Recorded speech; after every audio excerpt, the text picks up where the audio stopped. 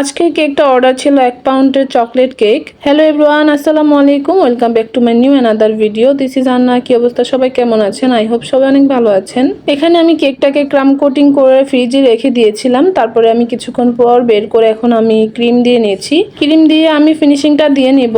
আজকে আমি আমার নতুন টার্ন টেবিলটা দিয়ে কেক ডেকোরেশন করব। তো অনেক দিনের ইচ্ছা ছিল এরকম একটা টার্ন টেবিল কিনবো। ফাইনালি আমি টার্ন টেবিলটা কিনে ফেলেছি। আর আজকে এটা দিয়ে কাজ করে কিরকম লাগলো অবশ্যই আপনাদেরকে জানাবো। আজকে যে ডিজাইনটা করব সেটা নতুনদের জন্য অনেক হেল্পফুল হবে, কারণ নতুন অবস্থায় কেক ডেকোরেশন করতে খুবই সমস্যা হয়। তো এরকম সিম্পল ডিজাইন দিয়ে কেক ডেকোরেশন করা শুরু করলে আপনাদের অনেক সহজ লাগবে কেকগুলো ডেকোরেশন করতে। আমি কিন্তু আমার ফার্স্ট কেকটা এভাবেই ডেকোরেশন করেছিলাম, মানে আমার লাইফে আমি যখন ফার্স্ট কেক বানিয়েছিলাম তখন এই ডিজাইনটা দিয়েছিলাম, কারণ এই ডিজাইনটা খুবই সহজ মনে হতো। তবে এই ডিজাইনটাও তখন সুন্দর মতো করতে পারিনি, আর এখন তো এটা একদম সহজ মনে হয়। এই তো আমি ক্রিমটাকে ফিনিশিং দিয়ে নিয়েছি। এরপরে যে কেক স্লাইস করার যে নাইফটা, তো সেটা আমি দিয়ে সুন্দর করে একটা ডিজাইন দিয়ে নিলাম সাইডে।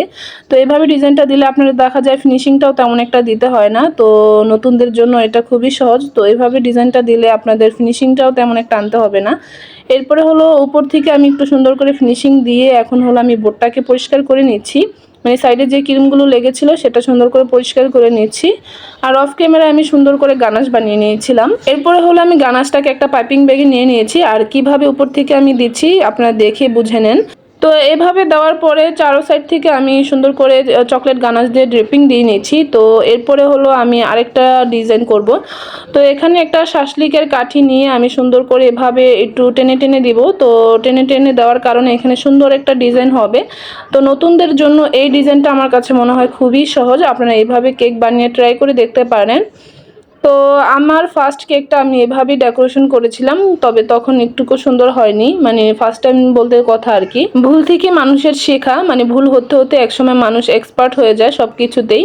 তো এরপরে হলো এখানে আমি সুন্দর করে কেকটাকে ড্রিপিং দিয়ে নিয়েছি চকলেট গানাশ দিয়ে, আর উপর থেকে আমি একটু নজেল দিয়ে সুন্দর করে একটু ডিজাইন করে নিচ্ছি। আর এখানে কিছু আমি চকলেট টপার বানিয়ে নিয়েছিলাম, টপারগুলো আমি সুন্দর করে বসিয়ে দিচ্ছি। টপারটা বসানো হয়ে গেলে আমার কেকটা ডেকোরেশনটা শেষ। এরপরে হলো ফন্ডেন্ট দিয়ে আমি বার্থডে গার্লের নামটা বোর্ডে বসিয়ে দেব। তো এই তো আমার কেকটা প্রায় রেডি। তো আজকের কেকটা ডেকোরেশন কিরকম লাগলো আপনাদের কাছে অবশ্যই কমেন্ট করে জানাবেন। তো দেখা হবে নেক্সট কোনো ভিডিওতে। Thanks for watching. আল্লাহ হাফেজ।